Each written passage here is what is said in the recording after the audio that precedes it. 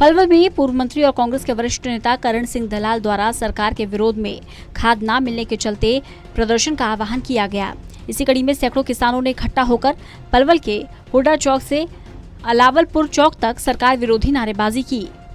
वहीं दलाल ने किसानों को संबोधित करते हुए कहा कि ये पहली सरकार है जिसमें किसान तबाही की ओर टकटकी लगाकर देख रहे हैं, क्योंकि बिजाई का समय है, किसानों को खेतों में डालने के लिए खाद नहीं मिल रहा।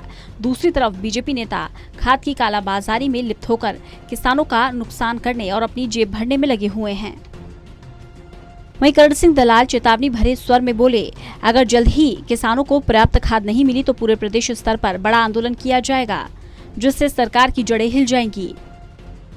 देखिए, यहाँ से चल करके जो खाद केंद्र है अलावलपुर रोड पर, जहाँ ये खाद को बेचने का काम चल रहा है, वहाँ तक हम जा करके इस विरोध प्रदर्शन को लेकर के जाएंगे और सरकार को विवश करेंगे कि वो इस किसानों के साथ जो अत्याचार जानबूझ करके खाद की कमी का किया जा रहा है, इसको फौरन समाप्त किया जाए। ये वैसे तो सरकार तमाम हिंदुस्तान के किसान और अन्नदाताओं के खिलाफ है, लेकिन हरियाणा में और ख़ास करके हरियाणा में भी पलवल और फरीदाबाद में ये जो किल्लत बनाई गई है, ये सरकार की बनाई हुई साजिश है। लोगों को दंडित कर रहे हैं, लोगों को अपमानित होना पड़ रहा है। थानों में, तहसीलों में, गाँवों में बहन बेटियाँ तक खाद की लाइनों में लगी हुई हैं और खाद उपलब्ध नहीं हो रहा है। ऊपर से भाजपा के नेता बयान देते हैं कि खाद की कोई कमी नहीं है और खाद बहुत बड़ी मात्रा में उपलब्ध है, तो अगर उपलब्ध है तो लोगों को क्यों नहीं मिल रहा है। वहीं दूसरी ओर पूर्व विधायक उदय भान ने साफ तौर पर बीजेपी विधायक जगदीश नायर पर आरोप लगाया कि होडल से बीजेपी विधायक जगदीश नायर किसानों की जेब काटकर अपनी तिजोरी भर रहे हैं। धान खरीद के प्रति क्विंटल पर 3 रुपए बीजेपी विधायक की झोली में जा रहे हैं। उदय भान ने बीजेपी विधायकों पर भ्रष्टाचार और किसानों के साथ जाति करने का आरोप लगाया और किसानों को आश्वासन दिया कि आने वाले समय में बीजेपी सरकार को उखाड़ फेंकेंगे। किसान, मजदूर और गरीबों का वोट बीजेपी का ताबूत बनने का काम करेगा।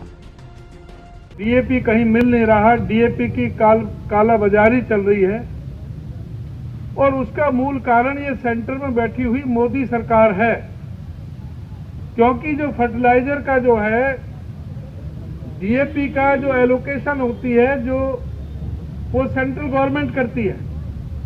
ये दुर्भाग्य है हमारे प्रदेश का कि पहली बार, जब यहाँ पर हमेशा हर बार उत्तर प्रदेश का, राजस्थान का किसान होडल से और पलवल से खाद खरीदने आता था, आज हमारे लोगों को उत्तर प्रदेश में जाना पड़ रहा है, क्योंकि उत्तर प्रदेश में सरकार भारतीय जनता पार्टी की है।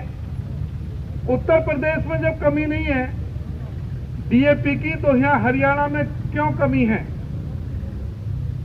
जहां चुनाव नहीं है उस हर प्रदेश में कमी है। जो डीएपी की रिक्वायरमेंट थी 50 लाख टन, उसके लिए जो सब्सिडी देनी थी, इन्होंने 30 लाख टन के लिए सब्सिडी दी और इसलिए 50 लाख टन की जगह 30 लाख टन उपलब्ध हुआ खाद।